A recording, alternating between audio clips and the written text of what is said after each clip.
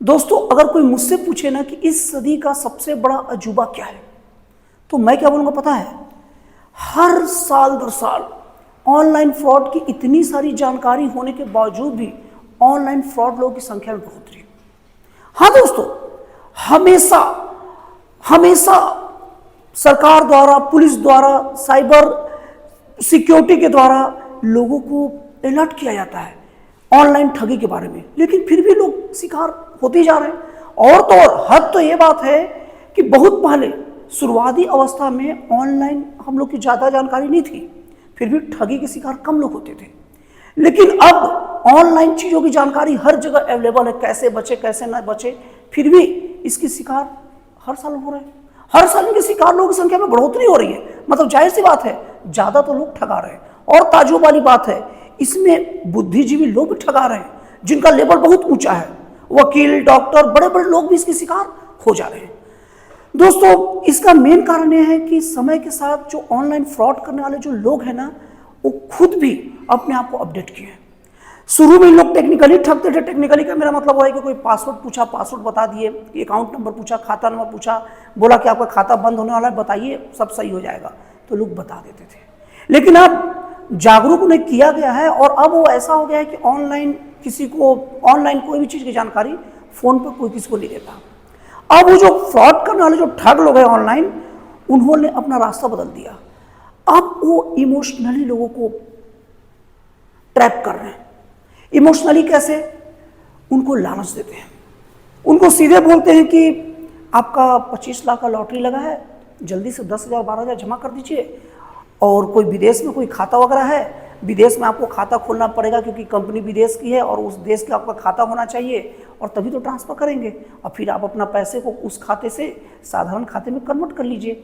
अब बोलता ठीक है खोल लेते हैं। तो बोलता भैया उसमें ना कुछ डॉलर का खर्चा, मतलब आपके भारतीय रुपए के हिसाब से 12 साढ़े 12 हज़ार रुपये होगा, आप मुझे भेज दीजिए, खाता खुलवा दूंगा। इस तरीके की बातें करके ऑनलाइन ठगी के शिकार लोगों को बना लेते हैं। अब ये तो लालच फैक्टर हो गया, लेकिन दोस्तों समय के साथ इसमें भी कमी आ गई। लोग इसको लेकर भी जागरूक हो गए। अब कोई व्हाट्सएप में जब मैसेज आता है, बोलते हैं कि आपका 25 लाख का इनाम लगा, अब इसकी बातों में कोई नहीं आता और न उनकी बातों को सुनता है। अब ऑनलाइन ठग लोग अपने रास्ता को फिर चेंज कर दिए। अब लालच की जगह पर वो डर का प्रयोग करते हैं, डराते हैं। कैसे डराते हैं बता रहा हूँ। अब अभी हाल की घटना लेकर आपको बता रहा हूँ। आगरा में एक प्राइमरी स्कूल की टीचर थी, 58 वर्षीय शिक्षिका थी। उनको किसी ने पुलिस वाला बनकर, पुलिस निरीक्षक बनकर कॉल किया। कॉल करके बोलता है कि आपकी लड़की गलत लोगों की चंगुल में फंस गई है, कोई गलत काम करती है, और मुझे इसकी जानकारी, अगर आपको बात को दबाना है तो 1 लाख रुपए दीजिए। अब किसी माँ बाप पर ऐसी चीज सुनकर क्या असर पड़ेगा? वो घबरा गई, अपने लड़के को कॉल की। उनका लड़का है सब पता उता किया और वो कंफर्म कर लिया, बोला माँ ऐसा कोई बात नहीं है, वो ठग है, ऑनलाइन फ्रॉड है, इस पर ध्यान न दो। लेकिन उसकी माँ इतना ज़्यादा परेशान हो चुकी थी, उसका बीपी इतना बढ़ चुका था कि कुछ ही समय में हार्ट अटैक से उनकी मौत हो गई। और इसका जब पूरा मीडिया में आया, सब जगह फैला, तो एक नया शब्द का जन्म हुआ, और वो शब्द समझना हम लोग के लिए बहुत जरूरी है। वो शब्द है डिजिटल अरेस्ट।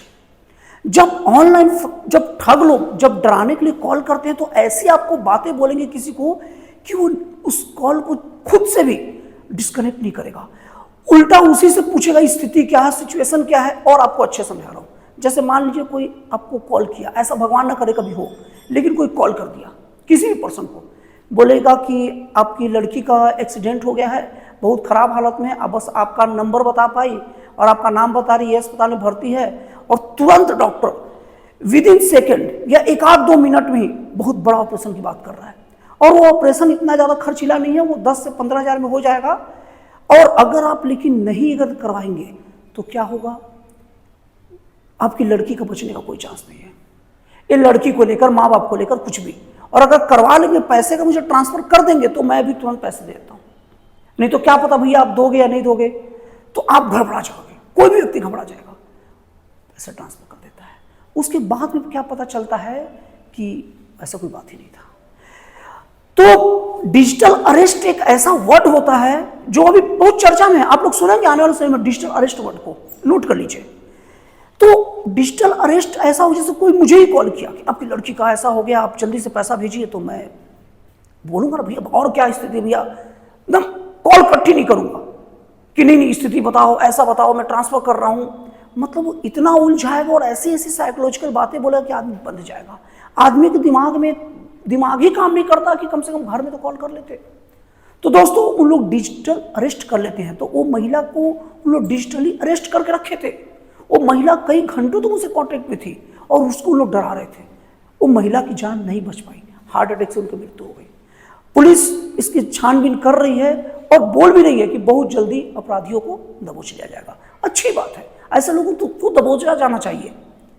अरे इतना टैलेंट है कि आप ऑनलाइन चीजों को हैक कर ले रहे हो, ऑनलाइन लोगों को ठग ले रहे हो, तो कम से कम मार्केटिंग ही करो ना यार, सामान ही बेचने का काम शुरू करो, मनाना ही तो है।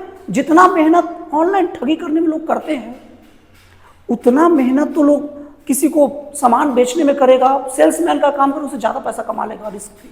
खैर उनको अब क्या कोई समझाए। अब हम लोग अपनी बात करते हैं कि इसे बचा कैसे जाए।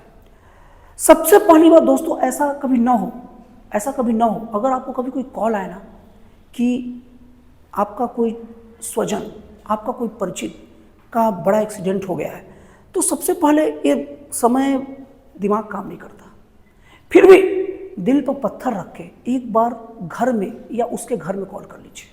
और नहीं तो तत्काल उससे पूछिए कि एक काम करता हूं, मैं घर वाले को बोलता हूं, घर वाले पहुंच रहे हैं, बहुत दूर हूं।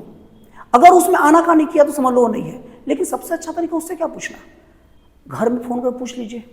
99% चांस है दोस्तों कि वो फ्रॉड ही होगा, आपके घर वाले लोग अच्छे से होंगे। कारण क्या है कि कोई रास्ते का कोई मददगार होता है ना, तो कॉल करके ये नहीं बोलता कि आप मुझे पैसे भेजिए। आप देखिएगा, अगर कभी ना हो ऐसा, किसी का एक्सीडेंट या दुर्घटना होता तो बस कॉल पर ही बोलता है कि इनका एक्सीडेंट हो गया, अस्पताल में आ जाइए। ये नहीं बोलता कि मेरे खाते में पैसा बोलो। अगर कोई आपको कॉल करे और बोले कि आपके खाते में पैसा भेजना है, या मेरे खाते में, सॉरी, कोई कॉल करके आपको बोले कि मेरे खाते में पैसा भेजो, ऐसा ऐसा बात हो गया है, तो 99.99% वो फ्रॉड है। थोड़ी सी सूझबूझ से हम लोग अपनी जान को बचा सकते, अपने पैसे को बचा सकते हैं। थोड़ी सी सूझबूझ से हम लोग अपनी गाड़ी पसीने की कमाई को बचा सकते हैं।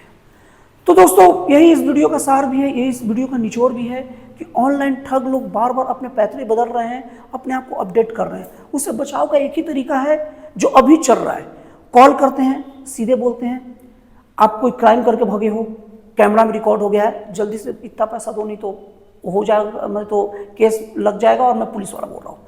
आप थोड़ा चिल्ड होकर याद करें कि आपने ऐसा क्राइम किया है क्या, और नहीं तो संबंधित थाने में पता करें कि ऐसा कुछ है भी कि नहीं है। ऐसे बहुत सारी चीजें हो रही है। तो दोस्तों मुझे उम्मीद है आपको मेरी जानकारी पसंद आई होगी। तो फिर मिलते हैं अगले वीडियो में एक जन कल्याणकारी और एक राष्ट्रवाद से प्रेरित नए विचारों के साथ।